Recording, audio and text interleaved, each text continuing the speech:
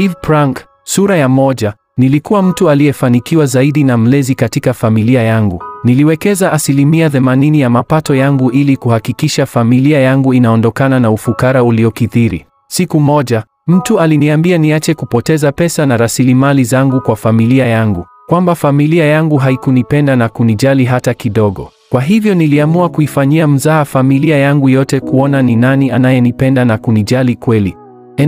Eno alitoka katika familia ya P00R. Baba yake alikuwa seremala wa eneo hilo wakati mama yake alikuwa mfanyabiashara wa P00R. Alikuwa na kaka 2 na dada na alikuwa mtoto wa 3. Eno alikuwa msichana mchapakazi sana na anayewajibika. Baada ya elimu yake ya sekondari, alitamani sana kwenda chuo kikuu, lakini wazazi wake hawakuwa na uwezo wa kumpeleka chuo kikuu. Miezi michache baada ya kumaliza shule ya sekondari, alienda kufanya mazungumzo na mpenzi wake aitwaye Basi, ambaye alikuwa keke tricycle reader. Tafadhali Basi, nipe masikio yako, nataka tujadili jambo muhimu sana, alisema Eno. Tafadhali endelea. Mimi ni masikio, alisema Basi. Natamani sana kwenda chuo kikuu, lakini familia yangu haina pesa ya kunipeleka chuo kikuu. Tafadhali Basi, nataka unifundishe jinsi ya kupanda keke. Basi alimtazama kwa kasi na kucheka. Basi, ni nini cha kuchekesha?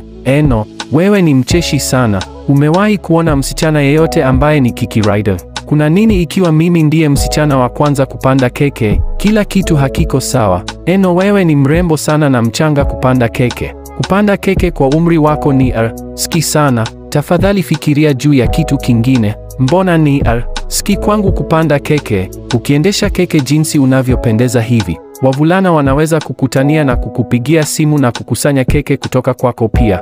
Basi, angalia unachofikiria. Unachofikiria ni moja ya sababu kuu kwa nini watu wengi hawawezi kwenda mbali maishani. Wangeendelea kujiingiza kwenye ufukara kwa sababu wanaogopa kufanya jambo lolote la maana na kuchukua maamuzi na vitendo vya ubora, na wana mawazo ya P00R pia. Kwa hivyo mimi sio mtu wa aina hiyo. Basi, utanifundisha au la? Eno, samahani, siwezi kukufundisha. Sawa basi, nitamlipa rafiki yako anifundishe, na hata usije kunishutumu kuwa na mahusiano naye. Sawa, nitakufundisha. Una uhakika? Ndiyo. Una furaha sasa? Ndiyo, nimefurahi sana. Naomba tuanze sasa hivi. Hapana, hali ya hewa ni kali. Tusubiri jioni. Sawa, siwezi kusubiri. Ngoja niende nikamsaidie mama dukani. Sawa, kwa heri. Eno aliweka juhudi zake zote katika kujifunza kupanda keke. Baada ya kufanikiwa, Basi alimpeleka kwa boss wake, na boss wake alifurahi sana Eno alipomwambia kwamba